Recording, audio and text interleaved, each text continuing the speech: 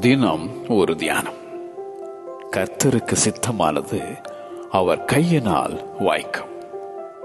ஏசாயா தீர்க்கதரிசியின் புஸ்தகம் அதிகாரம் 53 வசனம் 10.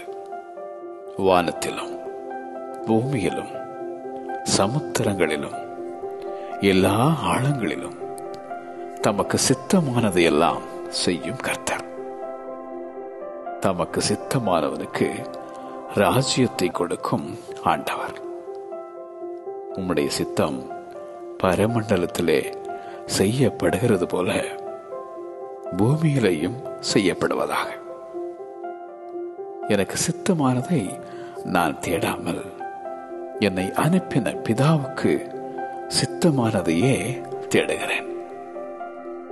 என்னை அனுப்பினவருடைய சித்தத்தின்படி செய்து அவருடைய கிரியை முடிப்பதே என்னுடைய போஜனமாயிருக்கிறது என்றார் ஆண்டவர் இயேசு.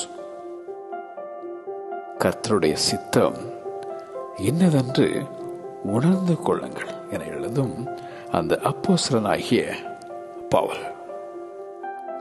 எல்லா மனுஷரும் ரட்சிக்கப்படவும் சத்தியத்தை அறிகிற அறிவை அடையவும் தேவன் சித்தமுள்ளவராய் இருக்கிறார். கர்த்தருக்கு சித்தமானது அவர் கையினால் வாய்க்கும். கர்த்தருக்கு சித்தமானது அவர் கையினால் வாய்க்கும். ஆமென்.